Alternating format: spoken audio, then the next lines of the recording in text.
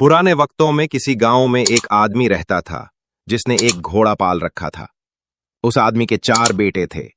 बाप के लिए तो वो चारों ही लाडले थे, लेकिन थे वो अव्वल दर्जे के बेवकूफ। जब वो आदमी मर गया तो उसके बेटों ने आपस में मशवरा किया कि बाप तो दुनिया से चला गया, अब उस घोड़े को कौन पाले। उन्होंने मिलकर फैसला किया कि घोड़े को काट कर आपस में तकसीम कर लेते हैं और हर भाई के हिस्से में घोड़े की एक एक टांग आएगी। लेकिन उनके लिए मुसीबत ये बनी कि घोड़े के बाकी जिस्म को कैसे बांटा जाए। वो घोड़े के पास खड़े यही हिसाब किताब लगा रहे थे कि उसी दौरान एक शख्स वहां से गुजरा। उसने उन चारों भाइयों से पूछा, भाइयों, आप में किस बात पर आपस में इख्तिलाफ है? मुझे बताओ, हो सकता है मैं तुम्हारे मसले का कोई हल निकाल सकूं। चारों भाइयों में से एक ने जवाब दिया, हम 4 भाई हैं, आप हमें बताइए, हम उस घोड़े को आपस में बराबर कैसे बांटें?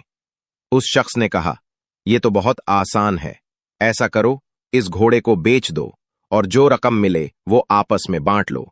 चारों भाई उस बात पर राजी हो गए और घोड़े को बेचने के लिए शहर की तरफ रवाना हुए। सफर के दौरान वो जंगल से गुजरे तो वहीं उन्हें रात हो गई। चारों भाई दिन भर के थके हुए थे। वहीं जैसे ही लेटे उन्हें नींद आ गई। जब वो गहरी नींद में सो रहे थे तो रात के किसी पहर एक चोर वहां से गुजरा। उसने देखा कि चारों आदमी बेखबर सो रहे हैं और जोर जोर से खराटे ले रहे हैं। चोर आहिस्ता से घोड़े की तरफ बढ़ा, घोड़े की रस्सी खोली और आहिस्ता से घोड़े को भगाकर वहां से चला गया। थोड़ी देर बाद एक भाई की आंख खुली तो उसने देखा कि घोड़ा वहां से गायब है। फौरन उसने दूसरे भाइयों को भी जगाया और बताया कि हमारा घोड़ा चोरी हो गया है। एक भाई ने अंगड़ाई लेते हुए कहा, सो जाओ, रमजान खान ले गया होगा, सुबह देख लेंगे। सुबह जब चारों भाइयों की आंख खुली तो वो रमजान खान को ढूंढने निकल पड़े। रास्ते में उन्होंने एक ऊंट के पांव के निशान देखे। ये देखो ऊंट के पांव के निशान। दूसरे ने कहा, भाई ये किसी नर ऊंट के पांव के निशान हैं। तीसरा कहने लगा, ये ऊंट तो एक आंख से अंधा भी लगता है। चौथा बोला, रस्सी तोड़कर भागा होगा। फिर वो चारों आगे बढ़े। अभी कुछ ही दूर गए होंगे कि उन्होंने देखा कि एक शख्स परेशान हालत में आ रहा है। उसने उनसे पूछा, आप लोगों ने यहां कोई ऊंट तो नहीं देखा? एक भाई ने कहा, नर ऊंट। दूसरे ने कहा, एक आंख से अंधा भी था। तीसरे ने कहा, रस्सी तोड़कर भागा था।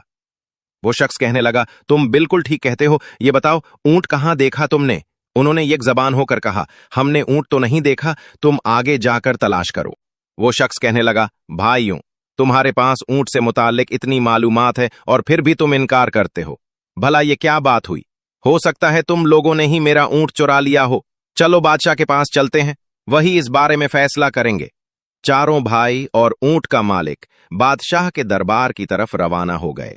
रास्ते में जमीन पर उन्हें किसी इंसान के पैरों के निशान नजर आए। एक भाई ने कहा, ये औरत के पांव के निशान हैं। दूसरे ने कहा, ये घर से नाराज होकर निकली है। तीसरे ने कहा, भाई ये तो पेट से लगती है, यानी इसे बच्चा होने वाला है। बातें करते करते जब वो आगे बढ़े तो एक शख्स भागा भागा आया। उसने पूछा, भाइयों, रास्ते में तुम लोगों ने किसी औरत को तो नहीं देखा? एक भाई ने कहा, वो जो नाराज होकर घर से निकली थी। दूसरा बोला, मेरे ख्याल में पेट से भी थी। तीसरे ने कहा, रात के वक्त घर से भाग गई थी। उसने कहा, हाँ बिल्कुल दुरुस्त कह रहे हो, ये बताओ वो कहाँ है?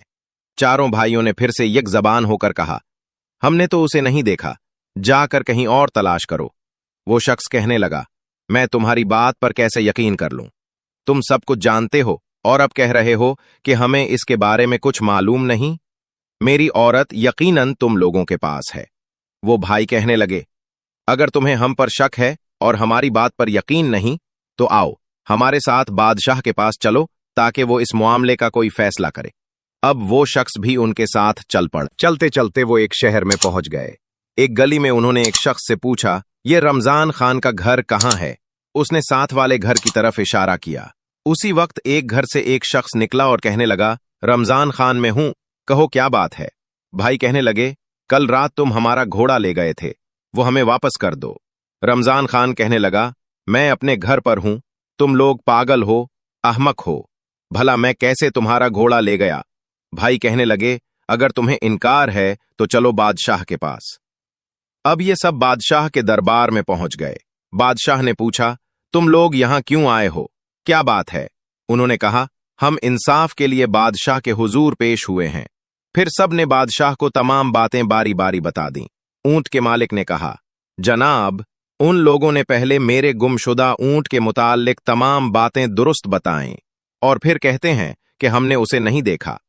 ऊंट को चुराने वाले यकीनन यही लोग हैं, मुझे इंसाफ चाहिए। दूसरा शख्स कहने लगा, मेरी बीवी रात को घर से निकली है। उन लोगों ने उसके बारे में बिल्कुल सही मालूमात दी और साथ ही कहते हैं कि हमने उसे नहीं देखा। मेरी बीवी को अगवा करने वाले यही चारों हैं।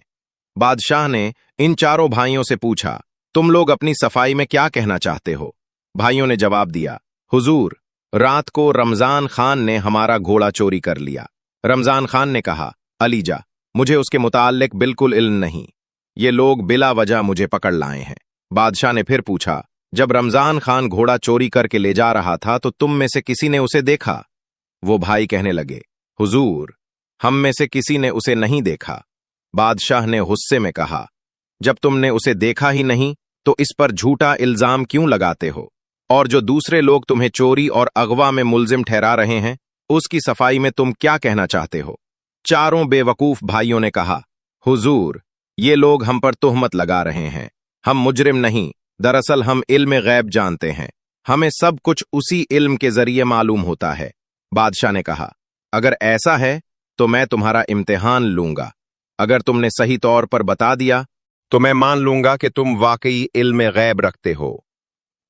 बादशाह ने एक अनार मंगवाया और उसे संदूक में रखकर पूछा, बताओ, इसके अंदर क्या है? चारों भाई एक दूसरे का मुंह देखने लगे। बड़ा भाई बोला, कोई गोल गोल सी चीज है। दूसरा भाई बोला, इसके सर पर कोई छोटा ताज भी है। चौथे ने कहा, क्यों नहीं कहते कि संदूक में अनार है?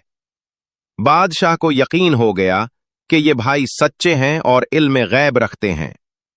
इसने रमजान खान से कहा, इनका घोड़ा वापस करो या उसकी कीमत अदा करो, और बाकी लोगों से कहा, जाओ, तुम अपना ऊंट और बीवी खुद तलाश करो।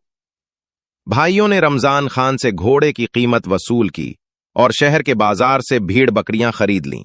वो निहायत फख्र के साथ अपने गांव की तरफ वापस रवाना हुए। रास्ते में एक घना जंगल आया, जहां दरख्तों का साया और ठंडी हवा उन्हें नींद की तरफ खींचने लगी। वो सब थके हुए थे, इसलिए एक बड़े दरख्त के नीचे लेटकर सो गए। कुछ देर बाद एक भाई की आंख खुली तो उसने चूंक कर देखा कि बकरी का एक बच्चा दरख्त पर चढ़ा हुआ है और भीड़ें अपने मुंह हलाती हुई एक दूसरे के साथ जैसे मशवरा कर रही हों। वो फौरन अपने भाइयों को जगाने लगा और घबरा कर बोला, उठो उठो, बकरियां डंडे तोड़ रही हैं और भेड़ें हमें मारने का मंसूबा बना रही हैं। बाकी भाई हड़बड़ाकर उठ बैठे और बगैर कुछ सोचे समझे वहां से भाग निकले। वो भेड़ बकरियां वहीं छोड़ गए। दौड़ते दौड़ते एक भेड़ पीछे पीछे आने लगी। एक भाई ने पीछे मुड़कर देखा, पत्थर उठाया और उस पर दे मारा। एक को तो मार दिया, बाकी बचाओ अपनी जान। फिर वो काफी दूर जाकर रुके। जब उनकी सांसें बहाल हुईं तो एक ने कहा, जरा गिनती करो, हम सब हैं भी या नहीं? एक भाई ने गिनती शुरू की, 1, 2, 3। अरे, चौथा कहां गया? वो हर बार दूसरे 3 भाइयों को गिनते और खुद को भूल जाते। बारी बारी सबने गिनती की और सबको यही लगा कि उनका एक भाई गुम हो गया है। इतने में एक घड़सवार वहां से गुजर रहा था। इसने उनकी बातें सुने, मुस्कुराया और कहा, अगर मैं तुम्हारी गिनती मुकम्मल कर दूं तो मुझे क्या इनाम मिलेगा? भाइयों ने जवाब दिया, हम तुम्हारे गुलाम बन जाएंगे। घड़सवार ने एक एक का हाथ पकड़कर गिनती की, 1, 2, 3, 4। भाई हैरान रह गए और खुश होकर बोले, वाह, वाकई तुम अक्लमंद हो, हम अब तुम्हारे गुलाम हैं। घड़सवार उन्हें अपने घर ले आया और सबको अलग अलग काम सौंप दिए।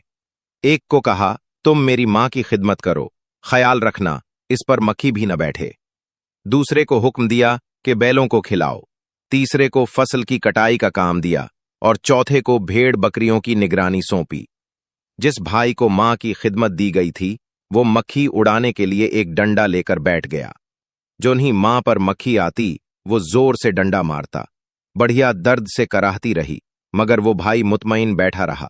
कई बार डंडे पड़ने के बाद वो बेचारी जान से हाथ धो बैठी। जब वो बिल्कुल खामोश हो गई तो भाई ने सोचा वो सो रही है और उस पर चादर डालकर एक तरफ जा बैठा। बैलों वाले भाई ने सोचा कि जानवरों को खिलाना बहुत मुश्किल काम है, इसलिए इसने बैलों को ज़बह करके उनके सर भूसे में दफन कर दिए ताकि वो खुद बखुद खाते रहें।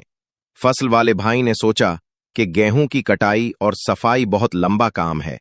इसने जल्दी काम निपटाने के लिए फसल को ही आग लगा दी ताकि गेहूं पहले से भने हुए हों। चौथे भाई ने जब भेड़ बकरियों को खाने की तरफ देखा तो उस दौरान कुछ भूखे कुत्ते वहां आ गए। वो समझा कि शायद गांव के लोगों ने कुत्तों को कुछ खाने को नहीं दिया, इसलिए वो भेड़ें खाने लगे। भाई ने उन्हें रोकने के बजाय कहा, चलो खैर है, अल्लाह की रजा। जब घड़सवार वापस आया तो सबसे पहले मां के कमरे में गया। देखा कि वो चादर तले खामोश पड़ी है। जब चादर हटाई तो उसका चेहरा खून में लथपथ था। वो गम से रो पड़ा। फिर वो बैलों के पास गया और देखा कि उनके कटे हुए सर भूसे में दबे हैं। गुस्सा और बढ़ा। फसल की तरफ गया तो सिर्फ राख मिली। भेड़ बकरियां भी गायब थीं।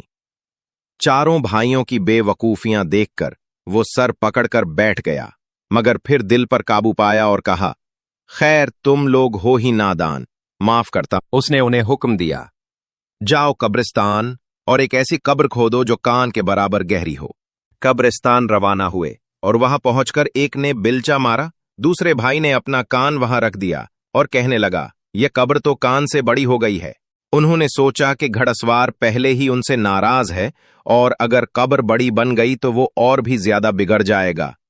चुनांचे उन्होंने कब्र को वहीं छोड़ा और ये सोचकर घर वापस आ गए कि कब्र बन चुकी है। घड़सवार हैरान हुआ कि ये लोग इतनी जल्दी वापस कैसे आ गए। उसने पूछा, क्या तुमने कब्र खुद खोदी है या वैसे ही वापस आ गए हो? वो भाई कहने लगे, जनाब ये कोई मुश्किल काम नहीं था, हम तो कब्र खुद खोद भी आए हैं।